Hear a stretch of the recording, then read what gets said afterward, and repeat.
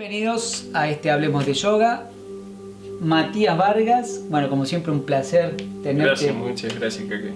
Y hoy tenemos un tema, bueno, muy lindo, que habla de muchos años y se llama Darshan. Darshan, de donde vendría después el término compuesto Darshana. Ahí está. Entonces vamos a hablar. Darshan primero, ¿qué es? ¿Qué significa? Sí. ¿Cuántos años tiene? Digamos que el término Darshan es un término acuñado para definir un montón de prácticas que están vinculadas con la concentración. Por ejemplo, cuando un devoto se concentraba en una imagen o observaba una imagen de un dios sobre una cuestión en particular, vamos a ver, citar el ejemplo de, imaginemos que soy un devoto Sí. del dios Ganesha. El dios Ganesha, muy popular en Occidente, por eso lo cito, es el dios con cabeza de elefante, que es el dios de la fecundidad, de la abundancia, del trabajo. Y supongamos que yo tengo problemas para conseguir un laburo, buscar un trabajo. Entonces voy al templo y me dedico a hacer la práctica de Darshan, observando al dios, estando en armonía con ese dios, tratando de venerarlo a través de mi observación. Siempre desde el interior. Desde el interior, Lo desde observo. mi concentración, Ahí exacto. está, me concentro. Pero no es un sistema en que yo voy a estar en un templo, entro el templo y digo, voy a concentrar mi imagen en Dios así. No, no. Hay un compromiso. Hay un compromiso, pero hay un intermediario, un gurú Ah, está, muy bien. Ujú. o un brahman. En este caso sería un brahman y un gurú. Porque en algunos casos, ¿por qué digo que a veces puede ser un brahman o un gurú? Porque la gente cree que un gurú es como una clase de sacerdote o un maestro enteramente espiritual. El gurú es un preceptor también de una tradición. Por eso a veces no solamente es un maestro espiritual, porque el gurú tiene un término muy variado. Vos tenés gurús que te enseñan el sendero de la espiritualidad sin hablar mucho de la religión, y tenés gurúes que te hablan cómo hacer un arte marcial. En la India hay artes marciales y hay un gurú que te enseña las artes marciales, las técnicas de las artes marciales de ese país. Y hay otro gurú que es preceptor de la tradición, que te guía de cómo tenés que hacer tu ceremonia, tu práctica devocional. Claro. Y este sería el gurú que estamos hablando, donde Claro, va guiando eso. Sí. va guiándote en ese camino. Y antes de continuar, por ejemplo, Darshan es observar, ¿no? Concentrarse o observar, algunos traducen más como concentración. Ah, concentración. No tiene nada que ver con el observador, que es Drastut. Acá hay una cuestión, una cosa es la práctica y otra cosa es la consecuencia de la práctica. El problema está en que a veces los occidentales confundimos que llevar la práctica y la consecuencia de la práctica son lo mismo, no es lo mismo. Cuando vos lográs lo que es el darshan, que es la concentración, llegás a un estado que es el drastrut. Sí. Pero hay que tener en cuenta que hay traducciones que dicen que drastrut es el vidente o el clarividente. ¿Y qué quiere decir? Guarda con esto. Clarividente quiere decir mirar con claridad la situación real. No es nada de un adivino que dice, veo el futuro. No, eso es fantasía creada después. Es ver con claridad. Y vidente es aquel que mira las situaciones reales de lo real, no lo que yo quiero que sea. Sí. El drastut es la consecuencia de una persona que, practicando el darshan, o sea, la concentración, la observación, llega a ese estado. Es algo que se tiene que hacer constantemente, es una práctica continua. ¿Y qué edad tiene el Darshan?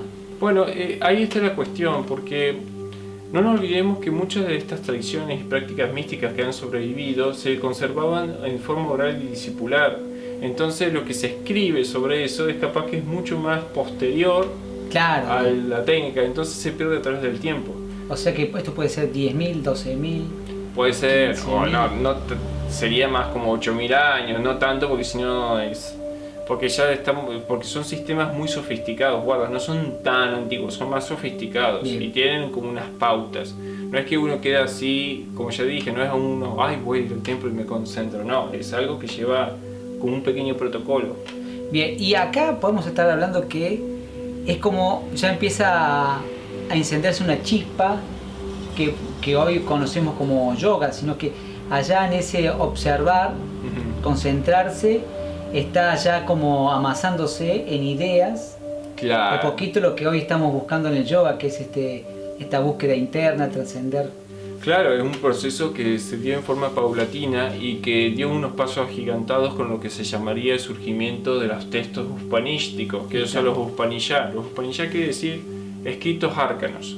Cuando digo árcanos, la gente dice, ay, árcanos, ¿tiene que ver con el misticismo? No, árcanos tiene que ver con los escritos que están ocultos. ¿Por qué ocultos? Porque eran sabios como los Ananyaka, los que meditaban en los lugares naturales, o brahmanes que se dedicaban a la meditación, porque hay que entender una cosa, que cuando un brahman ya tenía esto, los brahmanes son sacerdotes, cuando ellos dejaban, digamos que cuando ya cumplieron una determinada edad, el cargo se lo dejaban a sus hijos, no eran célibes, y después adquirían el voto de brahmacharya, que era el voto del celibato, y podían, al cumplir la edad de 60 años, retirarse del mundo y convertirse en ascetas. Bien, entonces... Estos textos cuestionaban ciertos pensamientos del dogmatismo tradicional del hinduismo y trataban de investigar la base del ser con los dioses y la conexión con lo real. Bueno, esta concentración, este darshan, nos va despertando ahora lo que vamos buscando poco a poco en esto lo que es el yoga. Sí. Ya entonces cerramos ahí lo que es darshan, que decimos que es concentración, estamos viendo que ya estamos buscándonos internamente y acá, bueno, uno lo hacían ya concentrándose en algo, ¿no es cierto? Que, digamos, o admiraba o tenía empatía, en este caso el dios Ganesha, claro. Y había un gurú que nos guiaba. Claro, a través de esa concentración era como esa observación, el observado recibía la bendición del ser observado, que era la imagen de Ganesha. Hay que entender una cosa, las imágenes no son como nosotros vemos los occidentales, no es como un santo católico que representa esa imagen del santo católico, sino que es el Dios manifestado en la realidad material. Es como una partícula del Dios que el hombre manifiesta a través de su creatividad y el Dios se manifiesta a través de nuestra realidad. Digamos que es como una inspiración divina que yo hago la imagen del Dios y el Dios ahí se hace presente. Es como un trono, en donde el Dios se asienta.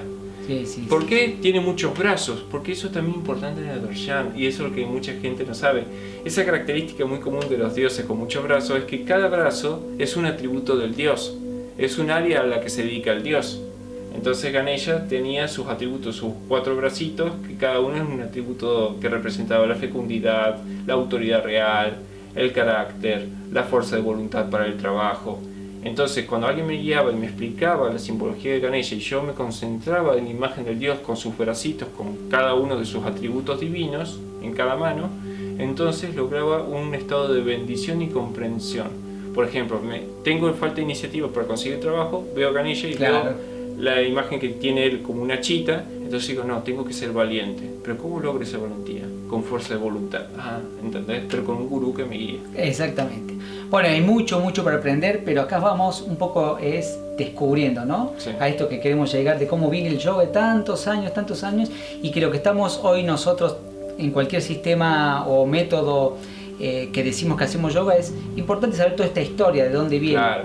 Que es lo que venimos apuntando con el licenciado Matías Vargas, y que no solamente en este video, sino los que vendrán, estamos poco a poco dando a luz los que no conocían toda esta historia y un poco refrescando a los que ya vienen conociendo. Así que bueno, Matías, muchas gracias y bueno, seguimos acá charlando un poco más.